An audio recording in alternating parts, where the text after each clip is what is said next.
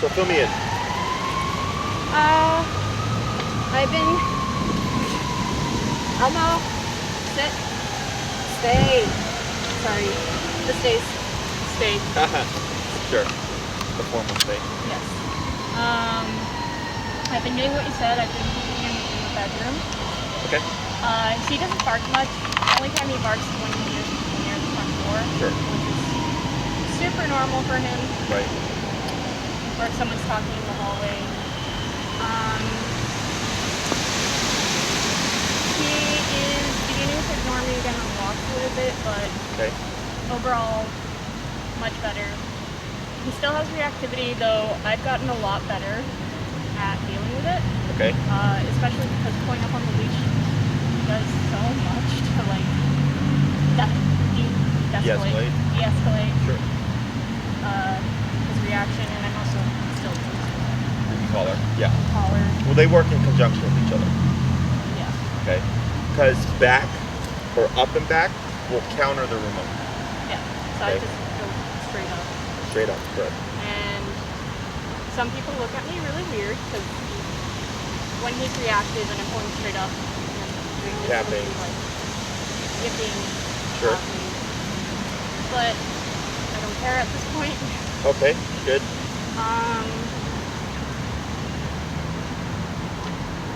Yeah, I think he definitely is kind of attached to me because yesterday I gave him his dinner and then I left the apartment to go pick something up and he stopped eating, which he never does. 'Cause he's very Oh, sure. Yeah. food motivated. He stopped eating, walked to the end of the hallway and looked at me. I don't know if he went back to eating when I got back or if he waited for me to get back to him. Okay. So, Yeah, it's a definite sign of attachment, or like to where it starts to get unhealthy. Okay. but he's going to your kennel tomorrow. Okay. Is he coming for the day, the evaluation, or is he coming for the boarding board? Evaluation. Okay.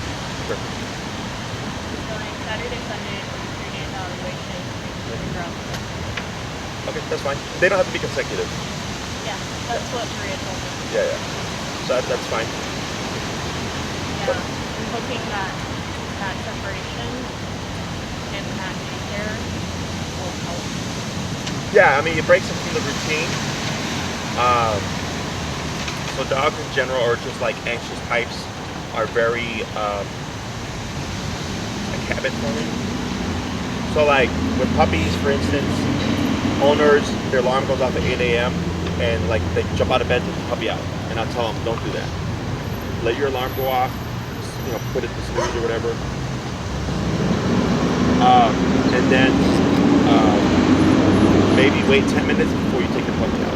And then the next day you wait like 5 minutes. And the next day you wait like half an hour and stuff, right? Is that they're varying the length of time that they're waiting before they actually let the puppy out. Because if they go 8 o'clock, jump out of bed, take the puppy out, then 2 weeks of that, and then they try to sleep in, the puppy's gonna be barking the whole night. Oh, which reminds me, he stopped doing the annoying waking me up thing. Oh, good. Yeah, just by himself he stopped that behavior. Okay. So, The next time it pops up, just as best you can, immediately address it. Yeah. Okay. So like anytime the dog gives me something, like the pro is he stopped the behavior. Yeah. The con is he didn't stop it because of you. Yeah. Does that make sense? Yes. Like, he can still do it. yes, I want the dog to do things on my watch because I either disagreed with it or whatever. Okay. Going to the attachment thing, one thing that I like to do is to help work the dog past that. So do you feed him like in a bowl outside, like in the kitchen or something? Yeah. Okay. Is he free fed? You got a dog approaching, by the way. Is he free fed or is he eating and he's done? He's done. Okay. Once or twice? Twice a day. Okay. What I would suggest doing, and this will kind of help you get an idea of where he's at attachment wise, is feed him in his kennel, close the kennel door, leave the room. Give him 5 minutes. Okay? Come back. And then you might see him like eating like all of a sudden. Does he have resource guarding? Resource guarding? Yes, he does. With food? No, not as much with food, but definitely with toys. With toys. Okay. Yeah. So what I would try to do, you got to see how this works, is I leave the room, I give him 5 minutes, he doesn't eat, I come back, I remove the food, he doesn't eat that meal. Then I try again for dinner. And I don't put 2 meals in one, it's still just that meal, that portion. In the kennel, put the food down, leave the room, 5 minutes, come back, you didn't eat, put it away, you don't eat today. The next morning, repeat. And I keep doing that, okay? And by day 5, or 3, I don't know what day, but it could be as long as 5 days, all of a sudden he's like, crap, I need to get over this and eat without needing mom around, okay? And then you'll start seeing, you'll put the bowl in, you leave, you come back to eat, okay? So he's not becoming dependent on you having to be there in order to actually have some meal, because that is a thing, okay? And I do this with puppies, because even puppies, like, the owners will notice, like, yeah, I try to feed my puppy, but they don't eat if they're in the kennel, or if I'm out the room. And I go, then I take away the food until that puppy learns to eat, because it's that's already a sign of an issue. So right off the bat, I go, yep, then you're not eating. Like, I need you to get over this, because otherwise we end up with attachment issues and kennel issues and things like that, okay? So it's a simple exercise, put the food bowl down, but I never compensate the meal. If he's missed 3 days, then he's missed 3 days. I don't give him like 3.5 days worth of food for like the 4th day, okay? My chow mix was notorious, because I hate wasting food. So like I would, if I had Chipotle, I'd put it in the dog bowls. If I had spaghetti and I had leftovers, I'd put it in my dog bowls. I was like, whatever, like, you can have my leftovers. And then it could be leftovers for a couple weeks, and then I'd run out of leftovers. And then when I would put down just her kibble, my chow would like look at it and she'd like walk away. Okay, and then she wouldn't eat for like 5 days. Wow. Yeah, she'd just look at it, walk. Literally, she's like, no, walk away. No, walk away. You don't eat. And on the 5th, 6th day, all right, I'm hungry. She would eat. Okay, so it's against instinct for a dog to starve themselves. It's just people feel bad because the dog hasn't eaten. But dogs aren't supposed to be guaranteed meals every day either. Neither are humans. Yeah. That's just something that technology has afforded us to be able to do, essentially have a guaranteed meal. But for him, and if he was a feral dog, if he eats, is whether or not he has a successful hunt. So, okay. But that's something I would do to help with attachment stuff. But glad to hear that you're doing the kennel away from you in the bedroom or whatever. Yeah. And when it comes to barking when people pass by, how long does that bark go for? It varies. It's not Okay. so it varies. It also depends on, for example, if he barks longer, if he hears me knocking, it doesn't even have to be on my door. It's just knocking anywhere in the apartment. He loses it for a longer period of time versus people walking by. Gotcha.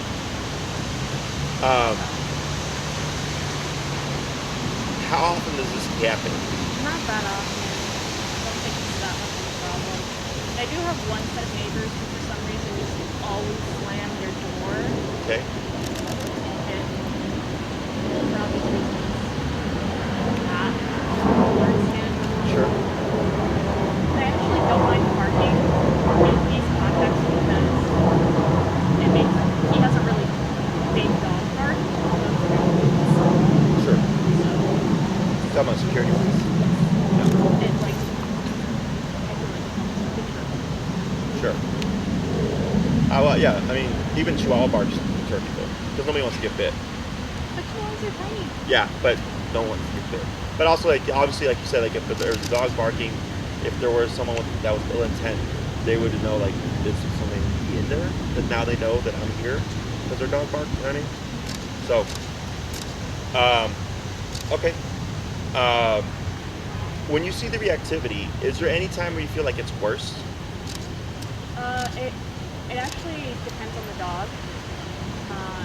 And that's something you spoke to a couple weeks ago. Oh, sure, the energy of the dog. Yeah. So I noticed that with calmer dogs, it tends to be a lot. I mean, you can still react around calmer dogs, but it's a lot less pronounced versus there are some dogs and some dog owners. Bless you. They're walking their dogs that are just like Yeah. whatever, and where their dog is just very high energy and very intense. And those tend to be a bigger problem for people. What's your proximity to those dogs?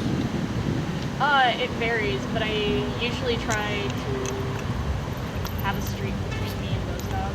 So if I see them coming from afar, that's across the street now. Okay, with the higher energy ones? Yeah. Okay. And he's still reactive from that distance.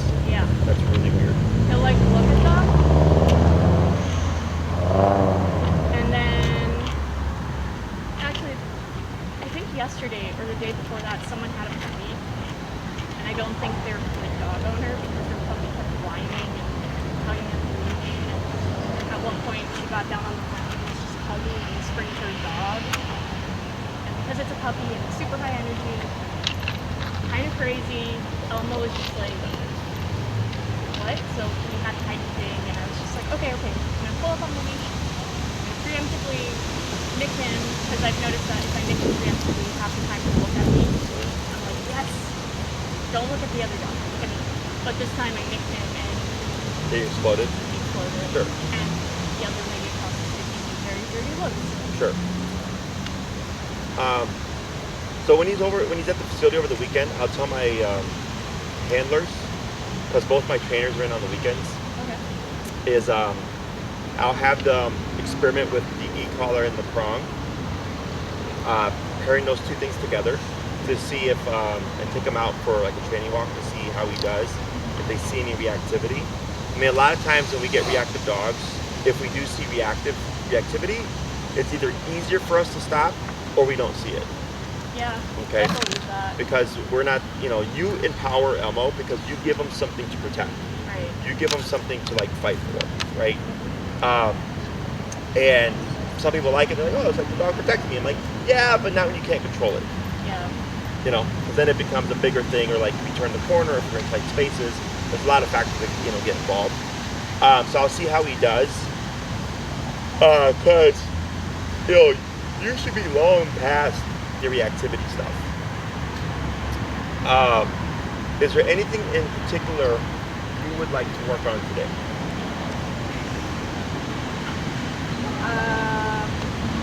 Not off the top of my head. Okay. I mean, if you're still with reactivity stuff, I would probably be walking. Okay. I mean, because when you're here, like we've had at least 5 dogs walk past us right now. Yeah, and he was fine. Completely fine. Yeah. But when you're on a walk and so that's why it doesn't make sense, because if you're across the street and there's a dog passing, like this is essentially being across the street. Does that make sense? Yeah. So that's what's not adding up. So I'm not quite sure. Because if you were to tell me like, yeah, just I'm on the side of the sidewalk, I go, oh, okay, that makes a lot of sense. Yeah, it's not compared to precise. what we're seeing here. Yeah, I don't know if part of it is because I'm watching him, and I'm still walking. I don't stop walking until I start seeing like very physical signs of boy.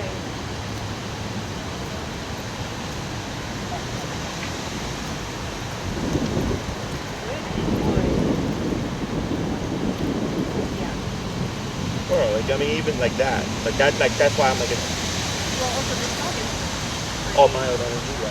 Going, sure. So, all right, so you're across the street, you're walking. Yeah, and I only really stop when I see that he's getting really hyped up for whatever reason. Okay. So what you want to do is just assume. Just assume he's going to get hyped. Yes. Okay. When dealing with reactivity, I always assume it's going to happen. Most people do what's happening, right? And then by the time you notice, like, oh shit, he's amped up, it's like already too late, Okay. right? So even if the dog's half a block away, like remember last time when we were over there with the husky and the little dog and all that stuff, I had you stop and they were at least 50 feet away, and we waited for them to pass, right? So walking can, I don't want to say amplify the behavior, but the way I like the way my brain interprets this is, walking, it's a moving behavior, and reactivity is a moving behavior. Okay, lunging, barking, blah blah blah. So if he's already moving, he's like 20% there. All he needs to do is go from walking to lunging. Okay. But if you're stepped aside, he's at 0. Right? He's at 0, so he has to build to the intensity. It doesn't go walking, lunging. It goes sitting, staring, perking up, leaning forward. Like there's all these precursors before we get lunging barking, okay, in most cases. So anytime you absolutely can, I step aside, shorten that leash, and then just watch Elmo, okay? And I wouldn't worry about good boy, okay? Oh, what I do this way. Because you're stimulating the brain, Right. okay? Because what you want is passiveness. Passiveness takes time to escalate towards reactivity. And talking, listen, if Elmo were to be like sitting on the couch, and you're like, hey Elmo, what do you think he would do? What about that mean? And what else? Well, like my pit, for example, will start wagging her tail. Oh yeah, he wags his tail. Yeah. Right there, Yeah. right? So that wagging of the tail is the brain being stimulated, okay? And it's the same thing when he's standing here with the dog passing, like, good boy, Elmo, good boy. And he starts wagging, and people look at it as happy, and I go, it's not happy, it's stimulation or excitement. And that very easily builds or transfers to now I'm lunging and barking, okay? So, excited energy is seen as unstable in the animal world, and very easily triggers to nervousness, anxiety, fear, reactivity. It's literally like excited and then reactivity, excited, aggression. You know, like they're at that cusp, and then something happens and the brain just triggers because it's already like in that unstable state. It just needs something to like push it to the next degree. That's why I always just step aside, watch the dog. Nothing happens, good, boom, let me go. Okay, but it's after everything's done. A very monotone, good. Here we are. Okay, because if it's during You might take it as stimulation. that you take exactly. Yeah. Okay. And then be more from Correct. Okay. Questions on that? No, I think about that. Yeah, I was just thinking about, I have a degree in dermatology, that's why I was like, okay, I see what's happening. It's basically arousal. He's entering an aroused state. Doesn't matter if it's good or bad, but it's an aroused state, which will then push him to a further aroused state. Yeah. Look at that. So you actually already know this stuff. To some degree. I'm not very good at applying it, clearly, but So it makes sense what you say to me. yeah, and I mean I've had clients who are therapists, and a lot of stuff that I do with behavioral cases, they're like, that's right. Like, that's what we do with kids, or that's what we do with people. I had another client who was like a neuroscience major, and they're like, oh yeah, it makes sense, you know. And this is me. I've not read books on this. This is from observation. This is from observation, trial and error, 10 years of going, oh, okay.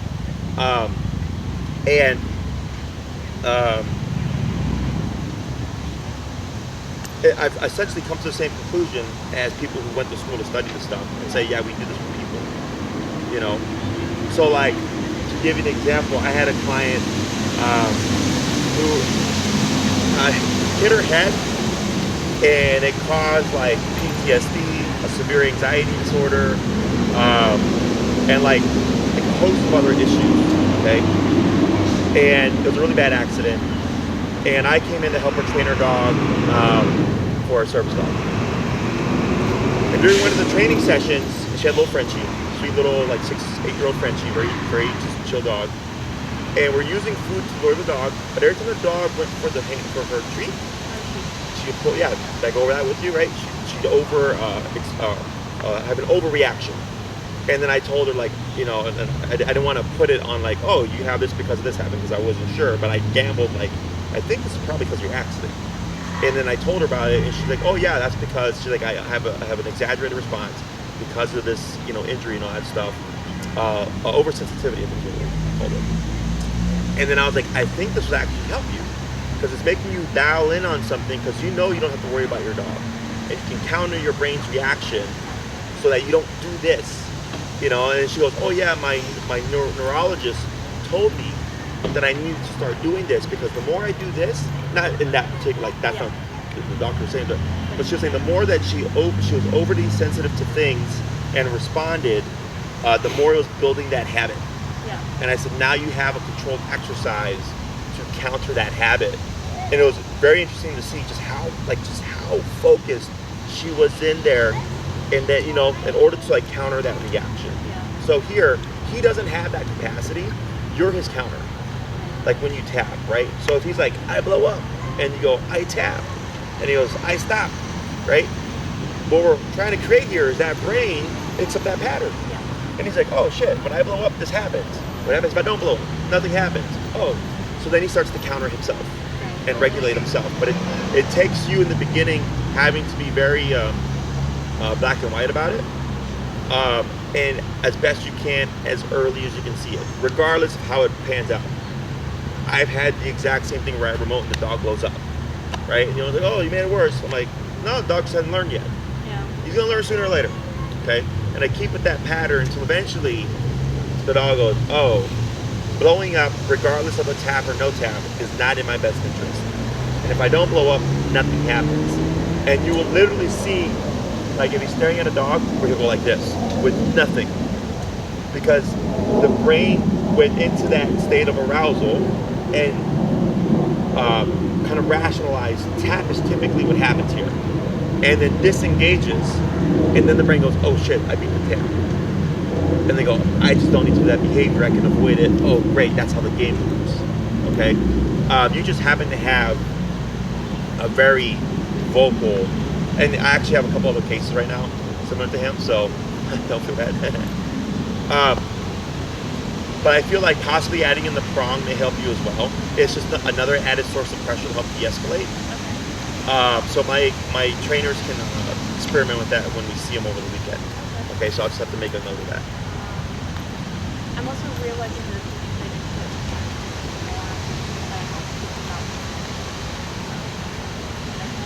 Sure, while we're here. productive with toys. Okay. Oh yeah, we technically said it. Yeah. Technically said it, but like very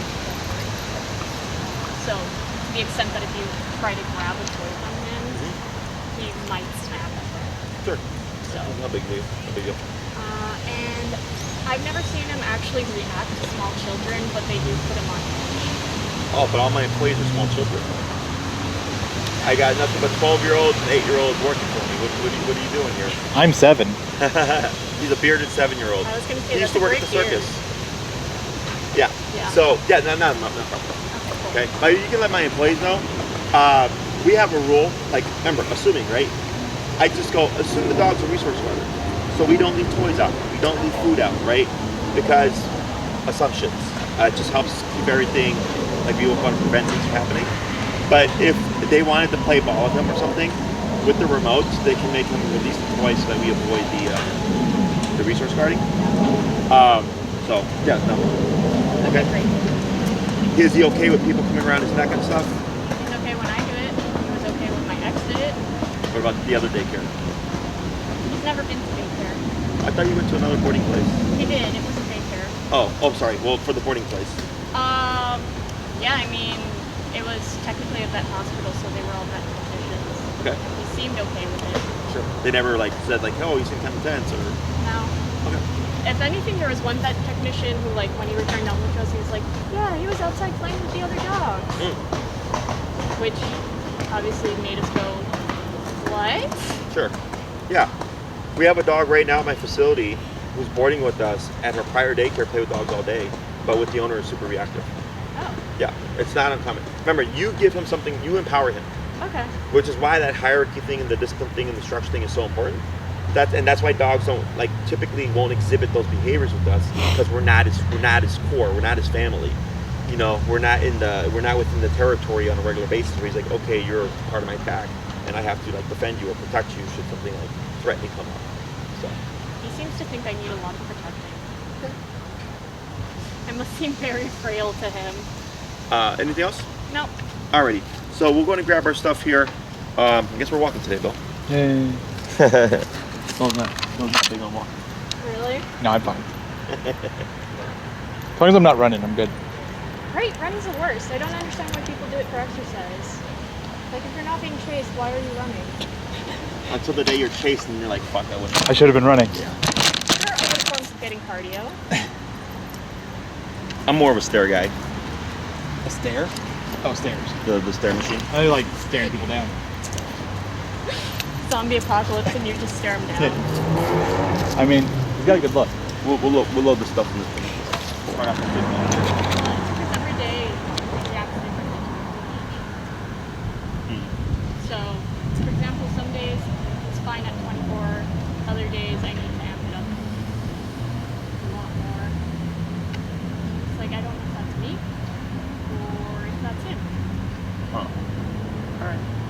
even have to go to the weekend. I don't even know if it has anything to do with my neighborhood. No. There's, okay. So here, I want you to give him a little bit more slack. Okay, so shortening the leash is actually another thing that can work against you. So you shorten the leash when you see an oncoming threat, meaning anything that he would trigger with. Okay? Like a dog coming. Yeah, like that dog coming, right? You know it's not a threat, for whatever reason his brain thinks it's a threat. Okay? So you would step aside and then shorten the leash. But when you're actually like actively walking, you want to give that slack. Because tension tends to build more tension. Right. Okay? So like earlier when you were approaching us, I saw you did a directional turn, which was correct. But then also when you turned, your leash was so short that essentially the leash turned them with you, as opposed to the tap redirecting them, telling them like, hey buddy, we're going the other way.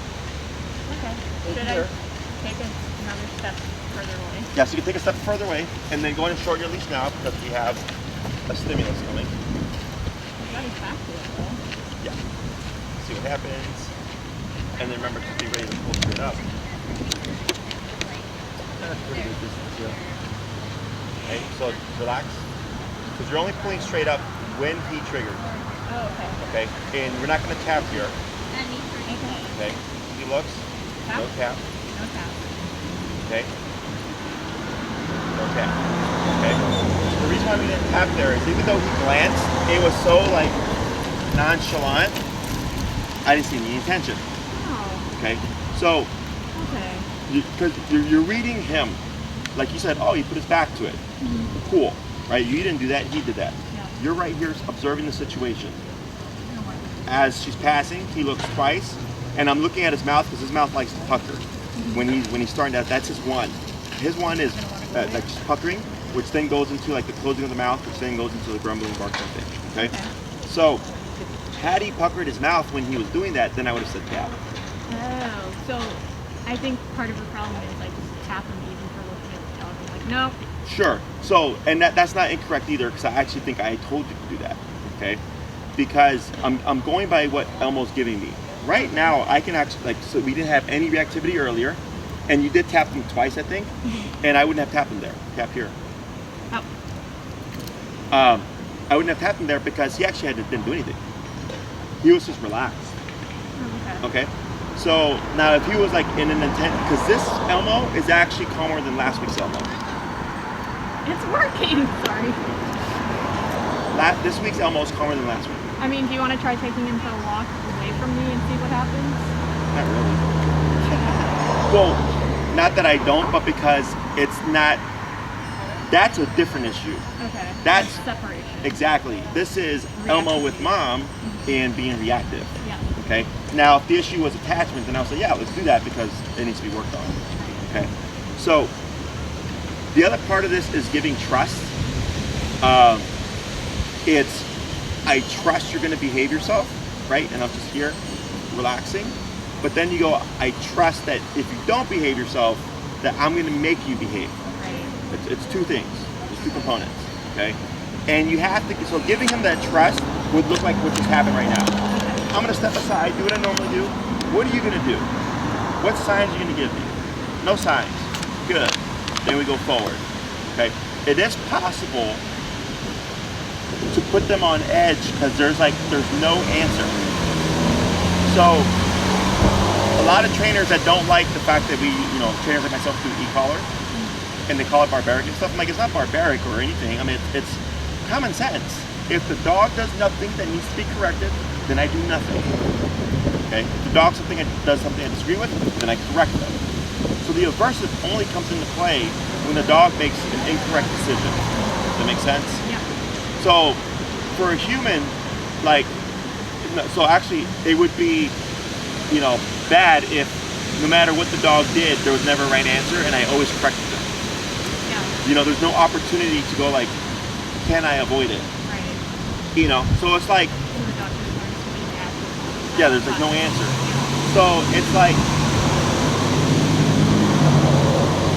if you're ticketed for stopping at a red light and doing all that correctly, but then also being ticketed if you run a red light. Like, what's the answer?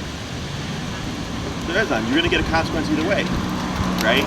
So same thing for him. You're just going like, okay, cool.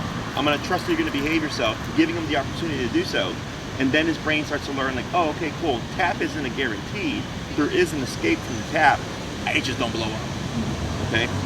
And when I said you have to give trust, you know, and you're like, no. He ate one of my earrings.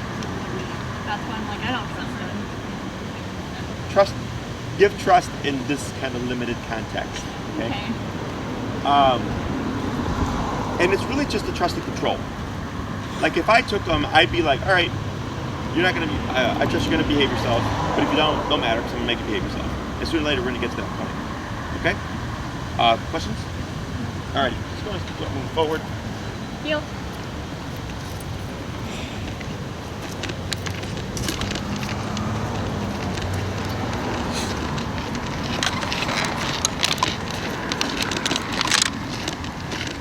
Were there attacks there? Okay.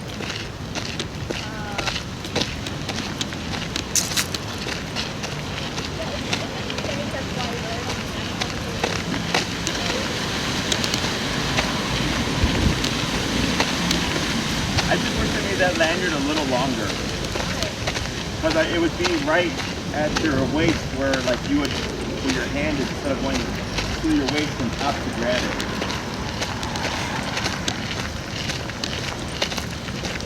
So this walking is much better. Yeah, I told you. It's so much better. Now you're starting to forge just a wee bit. Yep, there you go. He occasionally does go through that, but it's so much better.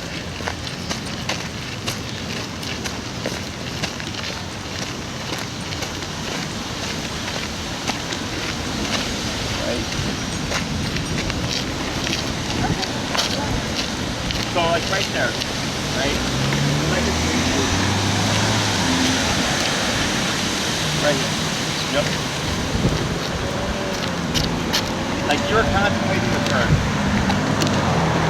And you're kind of like doubtful there. Yeah, I would have made that decision. You were correct. You were correct in correcting at that point. And there was a bit of a delay that he did end up correcting. But again, you want him to correct because you did it. And you see how he's actually starting to forge you again. Can you see that little, the tiny little window, relax on left arm. So his right shoulder should be immediately parallel with your left leg. So it's like an inch that he's going ahead. Going in front of 49. He's going to go to 54.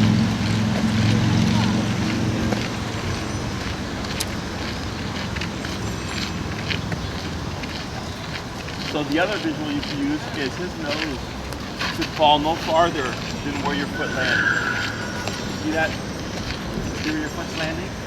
See where his nose is at? It's just an inch. He's getting ahead of you right now. Yeah, so look at your feet, right? Yeah, so where your foot lands, the tip of your toe, the tip of your foot should be lining at the tip of his nose, or the tip of the nose behind that. Okay, so I can already see he's working again. Pump it here. What now? 54? 58.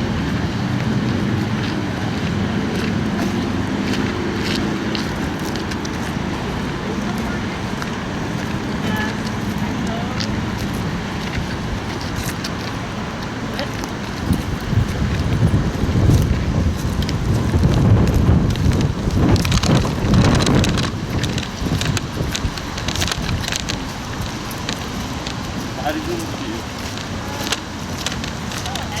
Yeah. Right? Here. Now on this last turn here, step forward. Oh, Step forward. Step forward. I still have to fully crush the key bar to the walk. That's another thing you want to, like all those I do tap him when he does it. It's just not fair. So where do you see him lining up at now? He's a lot closer to where he's supposed to be. Sure, but is he where he's supposed to be? Right. So now that's your third correction. So at this point, you bump it 4 levels. Yeah. Then we look at our feet. Where is his nose? Origin. Yeah. Yeah. Turn. Keep that arm relaxed. There you go. Better. Okay, but I can already see now it's important. Okay. That's pressure number 2.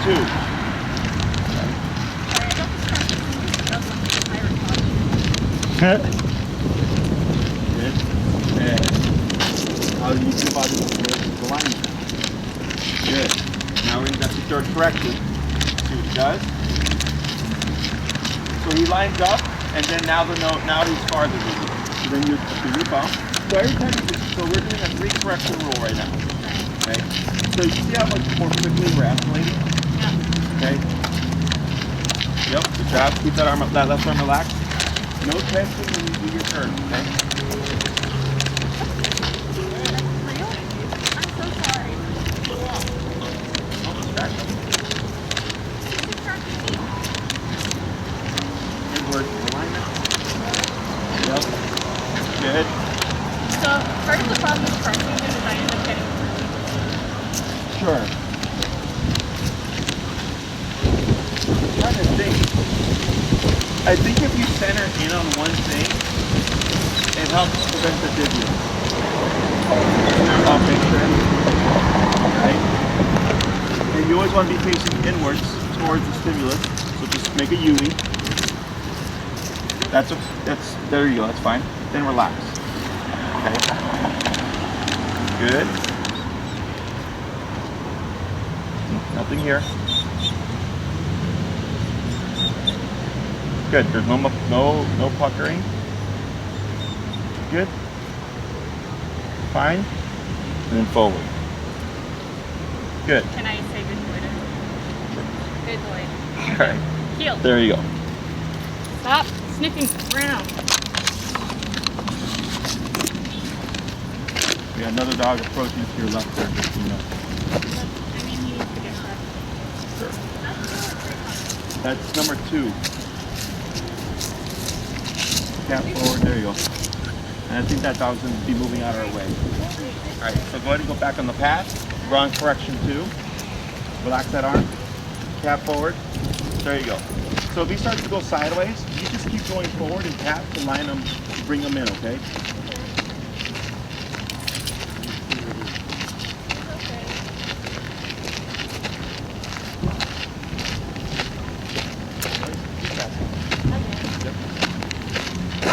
Good, and then bump before level.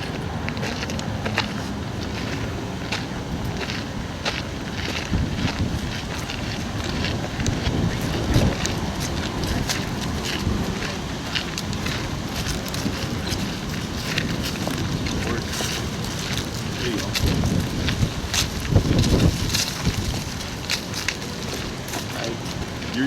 Right there. That's the turn tap. You were thinking about it, but you hesitated. Okay, there we go, forward.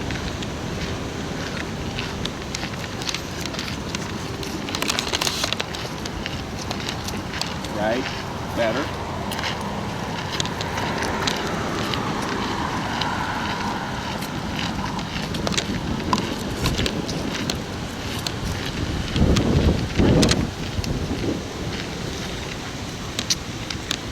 Can I walk past the dog?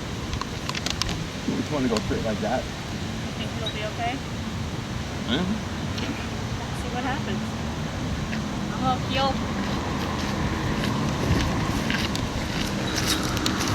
Up to the right. There you go. Good.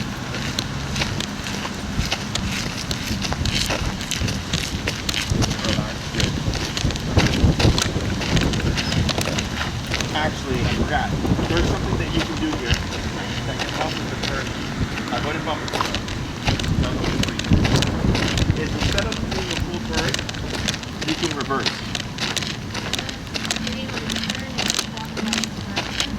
Well, yeah, but I mean, just walking backwards. So here, just give a little bit of slack, because he's already passed it, okay? A little more slack. Backwards. Tap.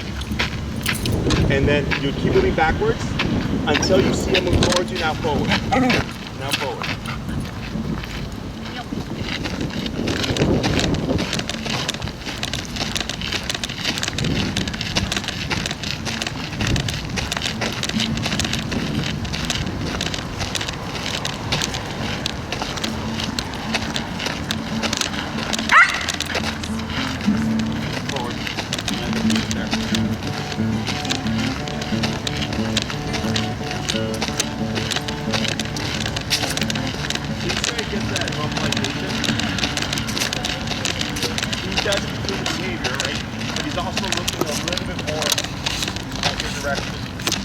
Yeah, he's turning his head to the right. Yes. So here forward, you have the cat. You have the cat telling you the what? This is the behavior.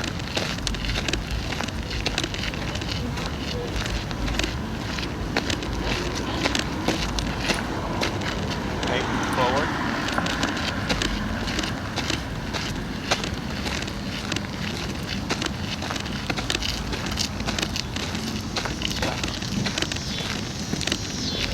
How does it look now?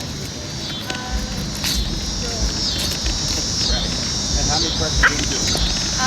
This is the third one. Yep.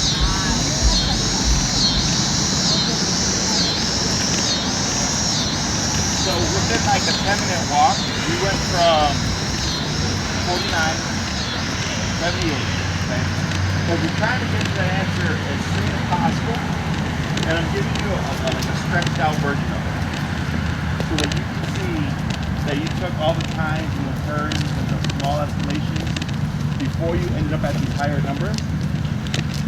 And you're doing math right now. You're going, if you do this every day, 3 times a day, and you see that you had to go to like 85, for example, every single walk before you started being compliant, then that tells you the number is 5, right? And then when you vocalize it, that's better, but now he's starting to push it, right? You see how much more he's lifting? There it is. Yeah, I would have heard first. Okay, forward. It's not registering. Well, I mean, like you growing up, right? I got spanked, I cried. But if I did the behavior again, guess what? Yeah, I got spanked again. That's why you're doing these little applications. You know, I'm doing all this stuff to help you out. I the other day I was 50 seconds. So I can tell right off the bat, the dog needs 85.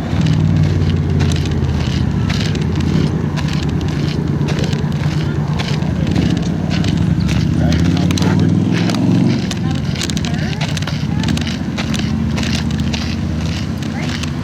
I lost it. We'll do one more and then this is already starting to get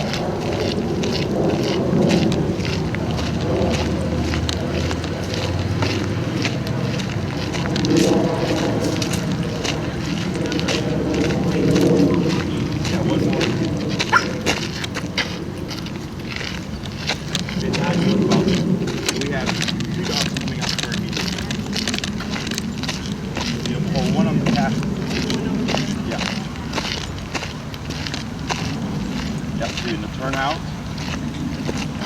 And then you'll UE it so that you're facing in.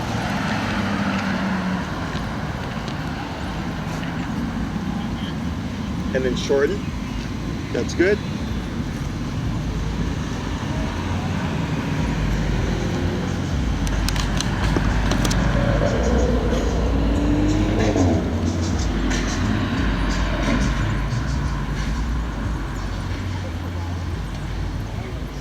I think it's a chewing. It's a dachshund as well.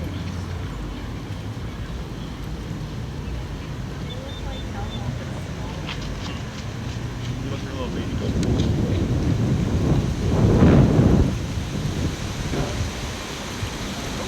Right, yep, come here.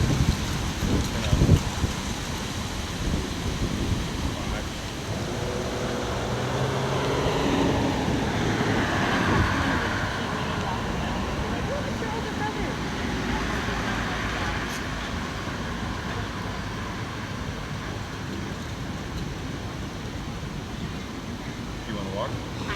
All right, go ahead. You need to be short here just because you know you're passing through. Good.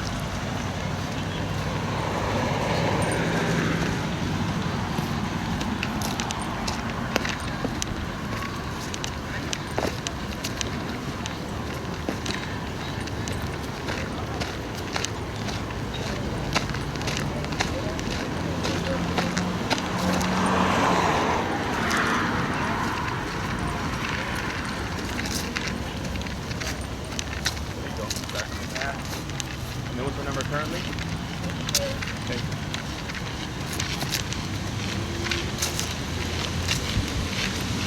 Now he's pretty close to the walking.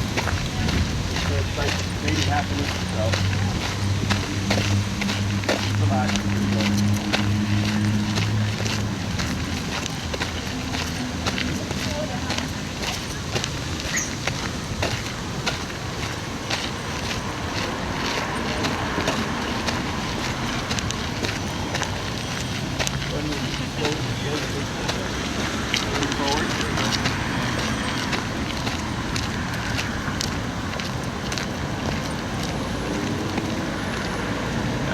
See how much more effective he is now? He's like looking at you. And now he's more paranoid about. Correct. And that's part of the process. He seems to be more worried about you than he is about the dog and cat.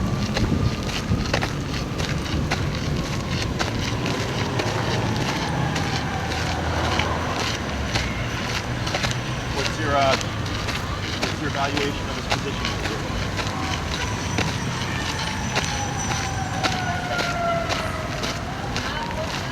Yes. It's been like that for like, there you go. And relax, good. Now the bright side is your turns are becoming less frequent. And that's another part of this, evaluating is how much ground am I making before I actually strike them?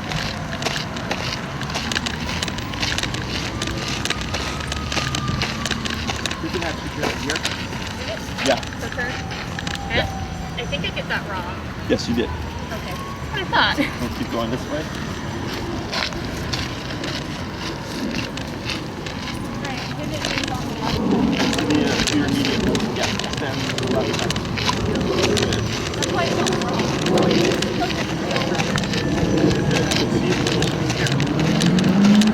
Better. Yes, nose is past, or not past, before where it was landing his right shoulder. Now he's starting forward. Now he's relax. There. Now he's back in position again.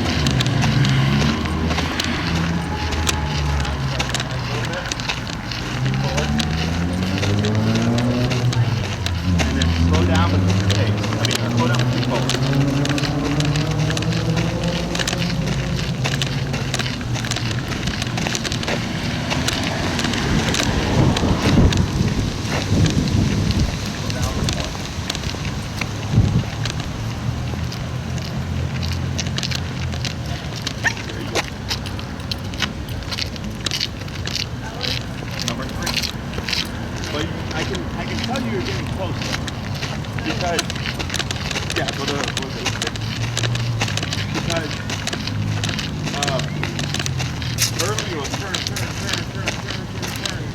And now you're actually getting more ground.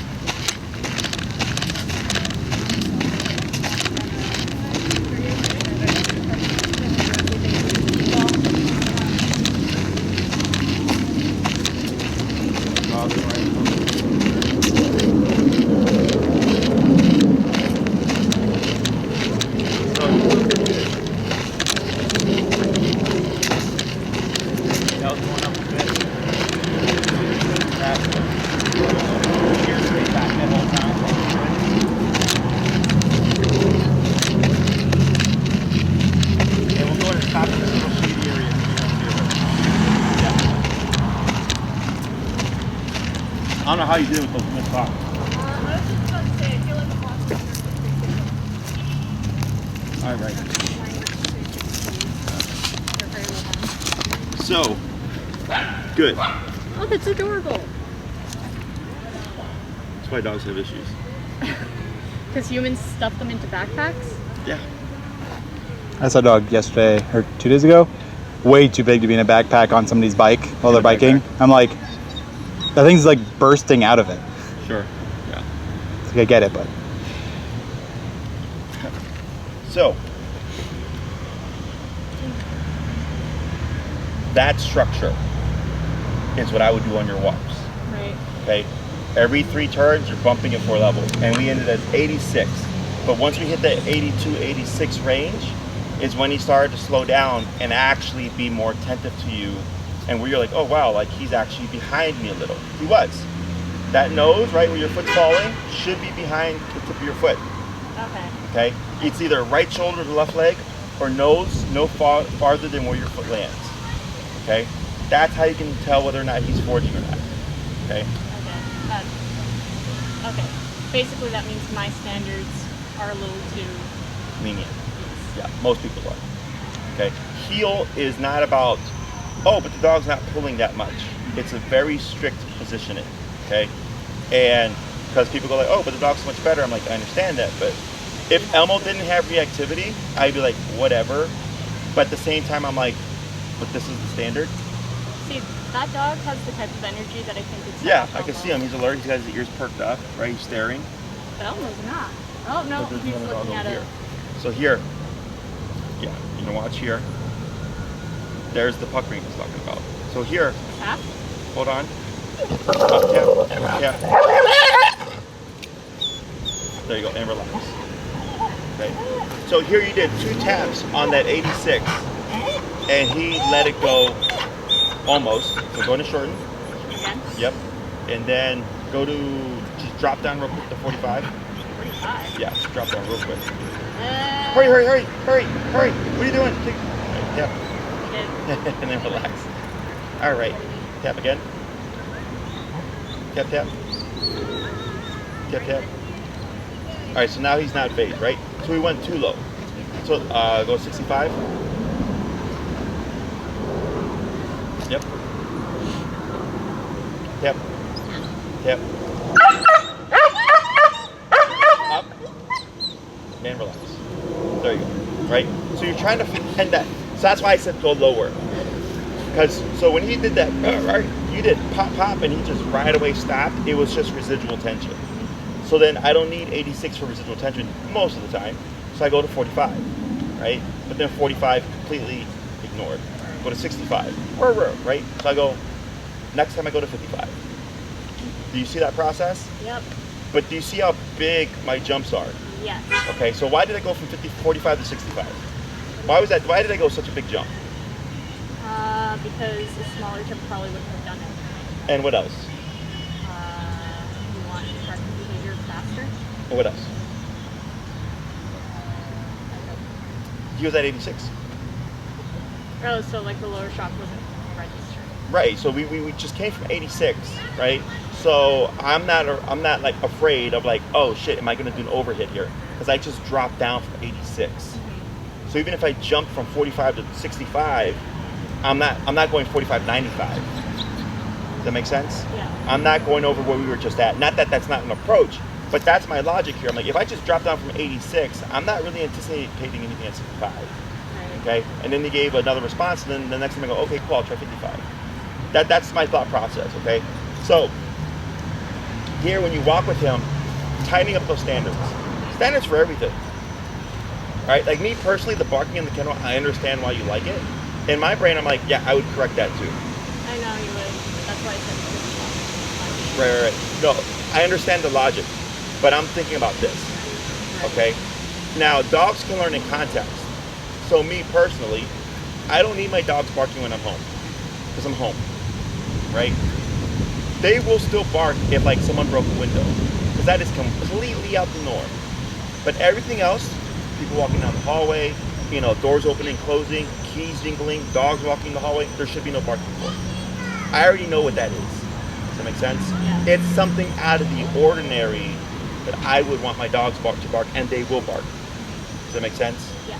So that's optional. Okay, I'm just saying, but that's how that works.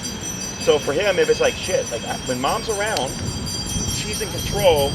I don't need to bark when I'm in the kennel. I bark when she's not around. Okay, that's fine because you're not there.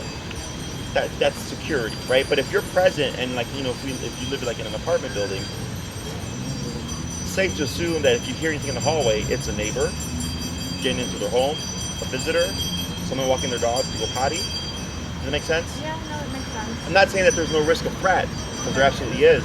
But that's where I'm like, he would, even if I corrected my dogs for any of those other things for barking, if somebody tried to break in with a window or some shit, you get it? Yeah. They're still gonna bark. Right. Because they're like, Dad said you can't bark at this stuff. But this is not a part of this. So we can bark with that. And they're going to. Okay, dogs are very intelligent. They're very good at recognizing patterns and associations. And like when I'm around, like when my dogs used to be, if my dogs were in the backyard back in Texas and I was in the yard with them and you walk by, they wouldn't do anything. They would look up the fence and like kind of go like, who are you? They wouldn't do anything. I go inside the house, they bark at you, guaranteed. They're barking at you, I come outside, they turn around, they see me, they shut up. Okay, because they're going, Dad's here, we don't need to alert him. He's already aware of the situation. Does that make sense? Yeah. But then when Dad's gone and inside, we need to alert him because he's not aware of what's going on. Dogs are super, it's all just natural, it's hierarchy things, okay? So, tighten up the heel for sure, okay? You have a very clear structure now. If you end up going to 90 and the next day it's 90, and the next day it's 90 and 90, 90, I would say it's safe to assume, it's safe to start at 85, 90. So now your walks are starting great from the get-go. The first tap, he'd usually vocalize, and typically after that first vocalization, he'd take the hit no problem. I don't know if you noticed that pattern. Yeah, Yeah, the first hit was like, "Wah!" He does it on our normal walks too. Sure. The first hit was like a big vocalization, and after that, he was fine. So I'm going, oh, it's more so, if anything, surprise. I'm not saying there's no discomfort there, but once it's like, okay, cool, I took it, no big deal, he'd go right back to the behavior. Okay? So that's all the logic that behind my thinking with him. Okay? So, tighten up that heel.